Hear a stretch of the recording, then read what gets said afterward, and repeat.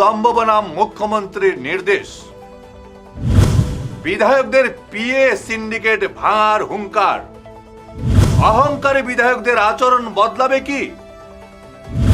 নতুনদের পাশাপাশি পুরনোদেরও পিএ বদলের দাবি।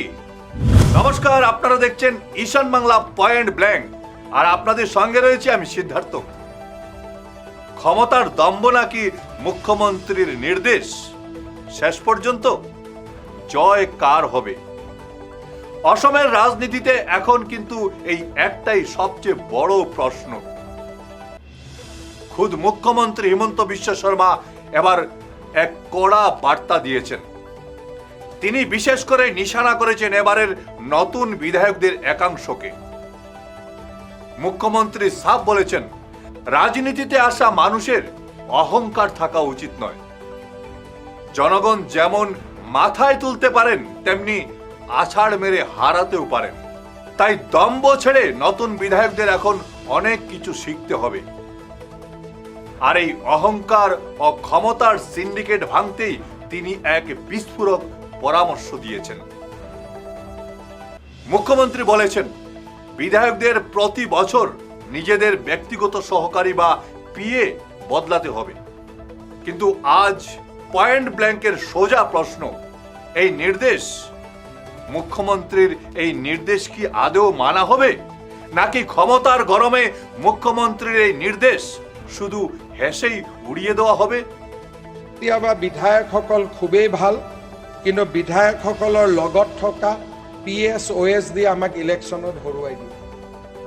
সেইকাৰণে নিজৰ নিজৰ পিএছ OS দি বছৰে বছৰে বদলাই থকা আৰু তেওঁলোকৰ ওপৰত ডিপেণ্ডেণ্ট নোহোৱা, এইবিলাকো নিশ্চিতভাৱে নতুন বিধায়কসকলে শিকিলে আমি সদনত বাৰে বাৰে সকলোকে দেখা পাম। মোৰ অভিজ্ঞতাৰ পৰা এইখিনি কথা মই কম বুলি ভাবিছিলোঁ, মই ভাবোঁ। মুখ্যমন্ত্রী তো শুধু নতুন বিধায়কদের উদ্দেশ্যে এই পরামর্শ দিয়েছেন, কিন্তু আজ পয়েন্ট ব্ল্যাঙ্ক থেকে আমরা খোদ মুখ্যমন্ত্রীকে একটা বড় প্রশ্ন করতে চাই। পরামর্শ শুধু নতুনদের বেলায় কেন, পুরনোদের জন্য কেন নয়? আমরা বলবো, রাজ্যের পুরনো বিধায়ক এবং মন্ত্রীরাও এই পরামর্শ মেনে চলুন। মুখ্যমন্ত্রীর এই চমৎকার সিদ্ধান্তকে সম্মান জানিয়ে তাদেরও বছর বছর পিএ বদলানো উচিত। কারণ ক্ষমতার আসল সিন্ডিকেট তো এই পুরনোদের একাংশের চারপাশেই বেশি শক্ত হয়ে বসে আছে এখন। আসুন এবার একটু চোখ রাখা যাক এই তথাকথিত ব্যক্তিগত সহকারী বা পিএদের ওপর। আমরা দেখতে পাই একাংশ বিধায়ক ও মন্ত্রীর পিএরা বছরের পর বছর একই চেয়ারে বসে থাকেন। একই চেয়ারে দীর্ঘদিন বসে এই সহকারীরা ক্ষমতার একচেটিয়া সাম্রাজ্য গড়ে তোলেন। তারা জনপ্রতিনিধি আর আম জনতার মাঝখানে এক দুর্ভেদ্য চীনের প্রাচীর তুলে দাঁড় করান।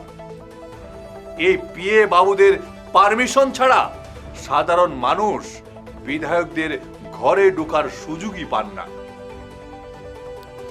দীর্ঘদিন এক পদে থেকে এই সহকারীরা একসময় বিধায়কদের চেয়েও বড় ভগবান সেজে বসেন।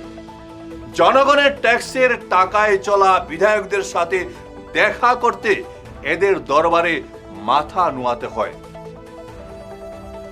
মুখ্যমন্ত্রী এই চামচাবাজি আর সিন্ডিকেট ভাঙতেই প্রতি বছর পিএ বদলের কথা বলেছেন। কিন্তু প্রশ্ন হলো, নতুন পুরনো বিধায়করা নিজেদের তৈরি করা এই চেনা বৃত্ত থেকে বেরোতে পারবেন তো? আসলে এবার যারা নতুন বিধায়ক হয়েছেন তাদের একাংশের অতীত মোটেও ভালো নয়। তাদের ব্যাকগ্রাউন্ড ঘাটলে দেখা যায় সেবায় কম আর ক্ষমতার দম্ভে বেশি ভরা। ইতিমধ্যেই তাদের বিরুদ্ধে ক্ষমতার দম্ভ এবং বিশাল অহংকারের ভুরি ভুরি অভিযোগ রয়েছে। সবচেয়ে বড় কথা হলো, এই নতুন বিধায়কদের একাংশ কিন্তু এর আগেও সাংবিধানিক পদে ছিলেন, আর সেই সময়ে ক্ষমতার চেয়ারে বসেও তাদের অহংকার ছিল একদম আকাশ ছোঁয়া।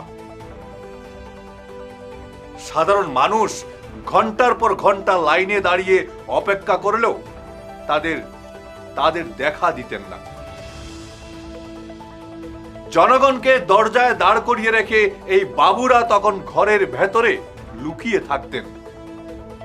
ভোটের বাজারে যারা আম জনতার পায়ে লুটিয়ে পড়তেন, জেতার পর তারা গিরকিটির মতো রং বদলেছেন। আজ বড় প্রশ্ন, মুখ্যমন্ত্রীর একটা পরামর্শে কি এদের সেই পুরনো অহংকারী আচরণ আদেও বদলাবে, নাকি পিএ সিন্ডিকেট টিকিয়ে রেখে এরা আবার সেই পুরনো রূপেই সাধারণ মানুষকে ধোঁকা দেবেন?